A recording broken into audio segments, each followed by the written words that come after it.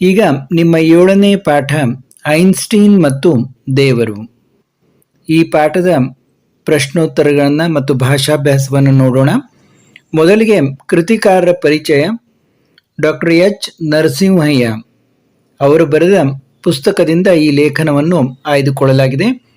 ಸ್ಥಳ ಮತ್ತು ಕಾಲ ನೋಡಿ, ಶ್ರೀಯುತರ ಸ್ಥಳ ಮತ್ತು ಕಾಲ ಚಿಕ್ಕಬಳ್ಳಾಪುರ ಜಿಲ್ಲೆಯ ಗೌರಿಬಿದನೂರು ತಾಲೂಕಿನ ಹೊಸೂರು ಗ್ರಾಮದಲ್ಲಿ 1920ರಲ್ಲಿ ಜನಿಸಿದರು. ಇನ್ನು ಇವರ ಕೃತಿಗಳು ಹೋರಾಟದ ಹಾದಿ ಮತ್ತು ತೆರೆದ ಮನ. ಹೋರಾಟದ ಹಾದಿ ಮತ್ತು ತೆರೆದ ಮನ ಕೇವಲ 2 ಕೃತಿಗಳ ಬಗ್ಗೆ ಇಲ್ಲಿ ಕೊಡಲಾಗಿದೆ ನಿಮ್ಮ ಪುಸ್ತಕದಲ್ಲಿ, ಹೋರಾಟದ ಹಾದಿ ಮತ್ತು ತೆರೆದ ಮನ. ಇನ್ನು ಪ್ರಶಸ್ತಿ ಮತ್ತು ಗೌರವಗಳು ನೋಡಿ, ಶ್ರೀಯುತರು ಬೆಂಗಳೂರು ವಿಶ್ವವಿದ್ಯಾಲಯದ ಉಪಕುಲಪತಿಗಳಾಗಿ ಸೇವೆ ಸಲ್ಲಿಸಿದ್ದಾರೆ. ಇವರಿಗೆ ಗುಲ್ಬರ್ಗಾ ವಿಶ್ವವಿದ್ಯಾಲಯದ ಗೌರವ ಡಾಕ್ಟರೇಟ್ ಹಾಗೂ ಭಾರತ ಸರ್ಕಾರದ ಪದ್ಮಭೂಷಣ ಪ್ರಶಸ್ತಿ ಲಭಿಸಿದೆ. ಮತ್ತೆ ಪ್ರಸ್ತುತ ಪಾಠವನ್ನು ಎಚ್ ನರಸಿಂಹಯ್ಯನವರ ತೆರೆದ ಮನ ಕೃತಿಯಿಂದ ಆಯ್ದುಕೊಳ್ಳಲಾಗಿದೆ. ಈಗ ಮೊದಲಿಗೆ ಬಿಟ್ಟ ಸ್ಥಳಗಳನ್ನು ನೋಡೋಣ.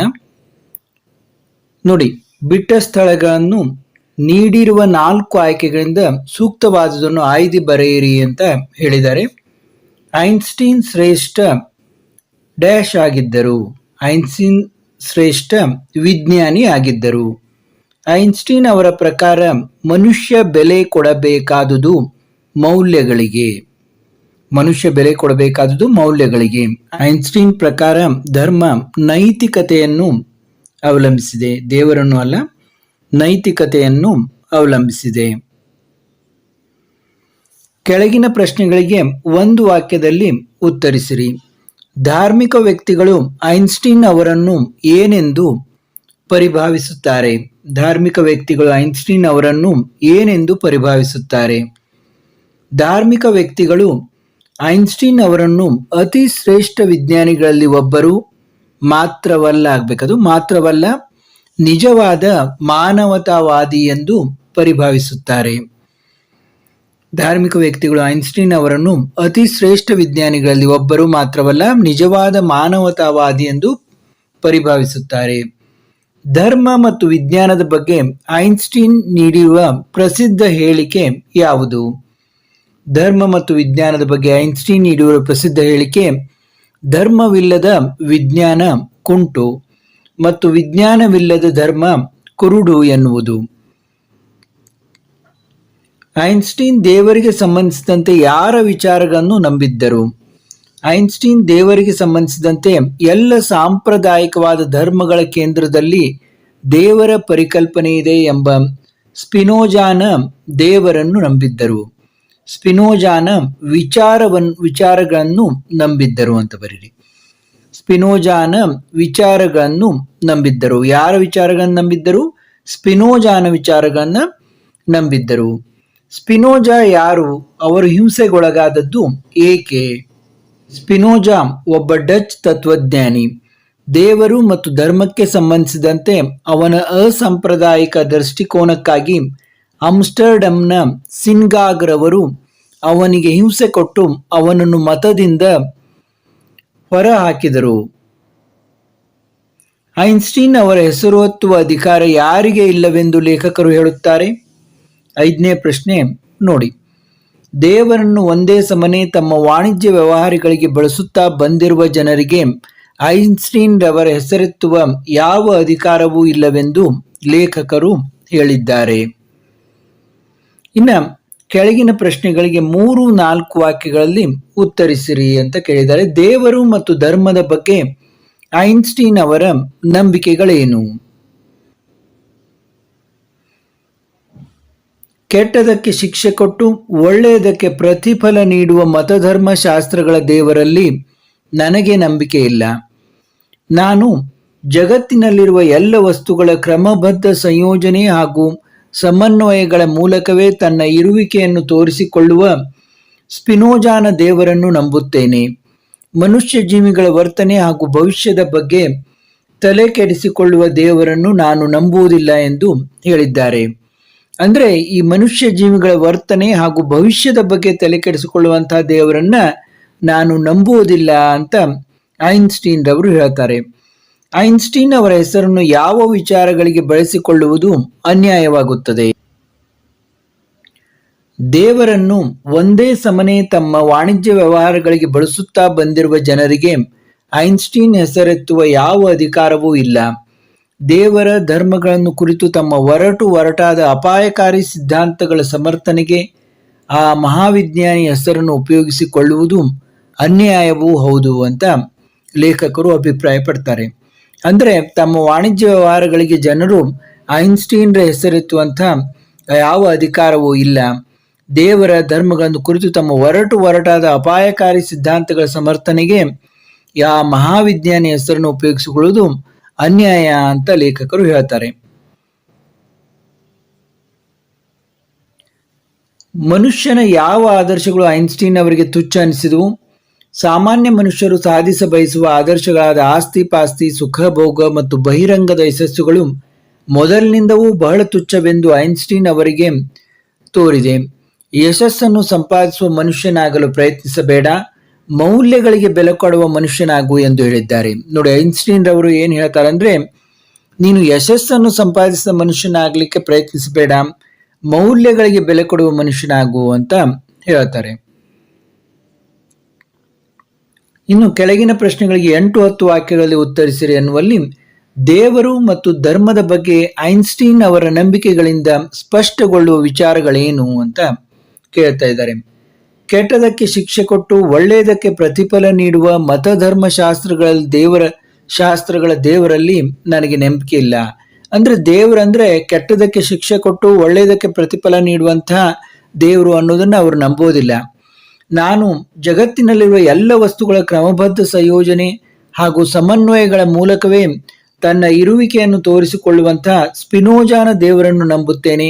ಮನುಷ್ಯ ಜೀವಿಗಳ ವರ್ತನೆ ಹಾಗೂ ಭವಿಷ್ಯದ ಬಗ್ಗೆ ತಲೆ ಕೆಡಿಸಿಕೊಳ್ಳುವ ದೇವರನ್ನು ನಾನು ನಂಬುವುದಿಲ್ಲ. ಐನ್ಸ್ಟೀನ್ ರವರ ಪ್ರಕಾರ ಧರ್ಮವು ಯಾವುದೇ ದೈವಿ ಅಧಿಕಾರವನ್ನು ಅವಲಂಬಿಸದೆ ಸಂಪೂರ್ಣವಾಗಿ ನೈತಿಕವಾಗಿತ್ತು. ಇದನ್ನೇ ನಿಮ್ಮಲ್ಲಿ ಬಿಟ್ಟ ಸ್ಥಳಗಳಲ್ಲಿ ಕೂಡ ಕೇಳಿದ್ದಾರೆ. ಧರ್ಮವು ದೇವರನ್ನು ಅವಲಂಬಿಸದೆ ಏನಾಗಿದೆ ಅಂದ್ರೆ ನೈತಿಕತೆಯನ್ನ ಅವಲಂಬಿಸಿದೆ ಅಂತ ಐನ್ಸ್ಟೀನ್ ಹೇಳ್ತಾರೆ. ದೇವರನ್ನು ಒಂದೇ ಸಮನೆ ತಮ್ಮ ವಾಣಿಜ್ಯ ವ್ಯವಹಾರಗಳಿಗೆ ಬಳಸುತ್ತಾ ಬಂದಿರುವ ಜನರಿಗೆ ಐನ್ಸ್ಟೀನ್ರ ಹೆಸರನ್ನು ಎತ್ತುವ ಯಾವ ಅಧಿಕಾರವೂ ಇಲ್ಲ. ದೇವರ ಧರ್ಮಗಳನ್ನು ಕುರಿತು ತಮ್ಮ ಒರಟಾದ ಅಪಾಯಕಾರಿ ಸಿದ್ಧಾಂತಗಳ ಸಮರ್ಥನೆಗೆ ಆ ಮಹಾವಿಜ್ಞಾನಿ ಹೆಸರನ್ನು ಉಪಯೋಗಿಸಿಕೊಳ್ಳುವುದು ಅನ್ಯಾಯವೂ ಹೌದು ಅಂತ ಹೇಳ್ತಾರೆ. ಇನ್ನು ಐನ್ಸ್ಟೀನ್ ಅವರ ಬದುಕನ್ನು ರೂಪಿಸಿದ 2 ಹೇಳಿಕೆಗಳಾವುವು? ಅವುಗಳನ್ನು ವಿವರಿಸಿರಿ ಅಂತಂದಿದ್ದಾರೆ. ಐನ್ಸ್ಟೀನ್ರ ಬದುಕನ್ನು ರೂಪಿಸಿದ 2 ಹೇಳಿಕೆಗಳೆಂದರೆ, ಸಾಮಾನ್ಯ ಮನುಷ್ಯನು ಸಾಧಿಸ ಬಯಸುವ ಆದರ್ಶಗಳಾದ ಆಸ್ತಿ ಪಾಸ್ತಿ, ಸುಖ ಭೋಗ, ಬಹಿರಂಗದ ಯಶಸ್ಸುಗಳು ಮೊದಲಿನಿಂದಲೂ ಬಹಳ ತುಚ್ಛವೆಂದು ನನಗೆ ತೋರಿದೆ. ಯಶಸ್ಸನ್ನು ಸಂಪಾದಿಸಿದ ಮನುಷ್ಯನಾಗಲು ಪ್ರಯತ್ನಿಸಬೇಡ, ಮೌಲ್ಯಗಳಿಗೆ ಬೆಲೆ ಕೊಡುವ ಮನುಷ್ಯನಾಗು ಅಂತ ಇವು 2 ಅವರ ಹೇಳಿಕೆಗಳು. ಆಳವಾದ ಒಳನೋಟಗಳನ್ನು ನೀಡುವ ಈ ಹೇಳಿಕೆಗಳು ಸಾಮಾನ್ಯವಾಗಿ ಎಲ್ಲ ಮನುಷ್ಯರಿಗೆ, ಅದರಲ್ಲೂ ವಿಶೇಷವಾಗಿ ನಮ್ಮ ರಾಜಕಾರಣಿಗಳಿಗೆ ಬಹಳ ಮುಖ್ಯವೆಂದು ಲೇಖಕರು ತಿಳಿಯುತ್ತಾರೆ. ಇನ್ನ ಅವರು ಧರ್ಮ ಅಂದರೆ ನೈತಿಕತೆ ಅಂತ ಹೇಳ್ತಾರೆ ಅನ್ನೋದ ಆ ಪಾಯಿಂಟ್ಸ್ಗಳನ್ನು ಕೂಡ ಕೂಡಿಸಿಕೊಂಡು ನೀವು ಇಲ್ಲಿ ಬರೆಯಬೇಕು. ಇನ್ನ ಸಂದರ್ಭದೊಡನೆ ಸ್ಪಷ್ಟೀಕರಿಸಿರಿ. ನೋಡಿ, ಹೂ ವಿಭಾಗದಲ್ಲಿ ಧರ್ಮವಿಲ್ಲದ ವಿಜ್ಞಾನ ಕುಂಟು ಮತ್ತು ವಿಜ್ಞಾನವಿಲ್ಲದ ಧರ್ಮ ಕುರುಡು. ಈ ವಾಕ್ಯವನ್ನು ಎಚ್ ನರಸಿಂಹಯ್ಯ ಅವರು ಬರೆದಿರುವ ತೆರೆದ ಮನ ಎಂಬ ಕೃತಿಯಿಂದ ಆಯ್ದ ಐನ್ಸ್ಟೀನ್ ಮತ್ತು ದೇವರು ಎಂಬ ಗದ್ಯ ಭಾಗದಿಂದ ಆರಿಸಿಕೊಳ್ಳಲಾಗಿದೆ. ಈ ಮಾತನ್ನು ಲೇಖಕರು ಹೇಳಿದ್ದಾರೆ. ಕಟ್ಟ ಧಾರ್ಮಿಕರು ಕೂಡ ವಿಜ್ಞಾನವು ಅಪರಿಪೂರ್ಣವೆಂಬ ತಮ್ಮ ನಿಲುವಿನ ಸಮರ್ಥನೆಗೆ ಎಂದು ಐನ್ಸ್ಟೀನ್ ಅವರ ಹೇಳಿಕೆಗಳನ್ನು ಉದ್ಧರಿಸುವುದರ ಮೂಲಕ ಅವರು ಆಳವಾದ ಧಾರ್ಮಿಕ ನಂಬಿಕೆಗಳಿದ್ದ ವ್ಯಕ್ತಿ ಎನ್ನುವುದು ಸ್ಥಾಪಿಸಲು ಪ್ರಯತ್ನಿಸುತ್ತಾರೆ ಎಂದು ಹೇಳುವ ಸಂದರ್ಭದಲ್ಲಿ ಈ ಮಾತು ಬಂದಿದೆ. ನೋಡಿ, ಐನ್ಸ್ಟೀನ್ ಅವರು ಕೂಡ ಆಳವಾದ ಧಾರ್ಮಿಕ ನಂಬಿಕೆ ಇದ್ದಂತ ವ್ಯಕ್ತಿ ಅಂತ ಸಮರ್ಥನೆ ಮಾಡುವ ಸಂದರ್ಭದಲ್ಲಿ ಇದನ್ನ ಹೇಳ್ತಾರೆ. ಮನುಷ್ಯ ಜೀವಿಗಳ ವರ್ತನೆ ಹಾಗೂ ಭವಿಷ್ಯದ ಬಗ್ಗೆ ತಲೆಕೆಡಿಸಿಕೊಳ್ಳುವ ದೇವರನ್ನು ನಾನು ನಂಬುವುದಿಲ್ಲ. ಈ ವಾಕ್ಯವನ್ನು ಎಚ್ ನರಸಿಂಹಯ್ಯ ಅವರು ಬರೆದಿರುವ ತೆರೆದ ಮನೆ ಕೃತಿಯಿಂದ ಆಯ್ದ ಐನ್ಸ್ಟೀನ್ ಮತ್ತು ದೇವರು ಎಂಬ ಗದ್ಯ ಭಾಗದಿಂದ ಆರಿಸಿಕೊಳ್ಳಲಾಗಿದೆ.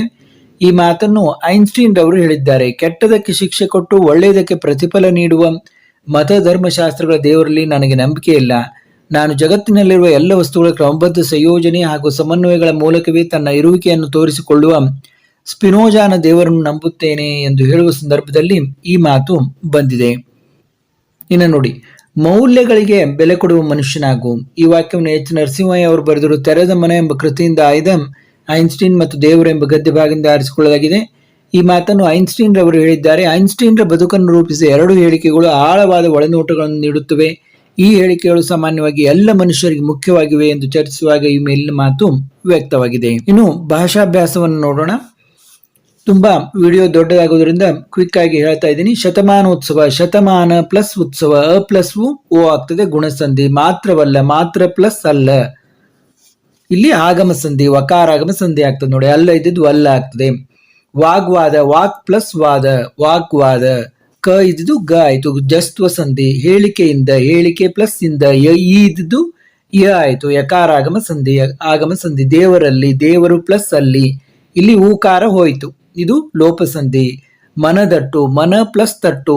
ತ ಇದ್ದಿದ್ದು ದ ಆಯ್ತು. ತ ಕಚ ಟ ತಬಗಳಿಗೆ ಗಜ ಡ ದಬಗಳು ಆದೇಶವಾಗಿ ಬಂದಿರೋದು ಆದೇಶ ಸಂಧಿ. ಇನ್ನು ಕೆಳಗೆ ನೀಡಿರುವ ಪದಗಳನ್ನು ಸ್ವಂತ ವಾಕ್ಯಗಳಲ್ಲಿ ಬರೆಯಿರಿ ಅಂತ ಇಲ್ಲಿ ಕೆಲವೊಂದು ಉದಾಹರಣೆವೆ. ನೀವು ಬೇರೆ ವಾಕ್ಯಗಳನ್ನು ಕೂಡ ಬರೀಬಹುದು. ನಂಬಿಕೆ ಅಂದ್ರೆ ನನಗೆ ದೇವರಲ್ಲಿ ನಂಬಿಕೆ ಇರಬೇಕು. ಅವಲಂಬಿಸು, ಮಕ್ಕಳು ತಂದೆ ತಾಯಿಯರನ್ನು ಅವಲಂಬಿಸಿರುತ್ತಾರೆ. ಅಧಿಕಾರ, ಅಧಿಕಾರ ಇದ್ದಾಗ ಉತ್ತಮ ಕೆಲಸಗಳನ್ನು ಮಾಡಬೇಕು.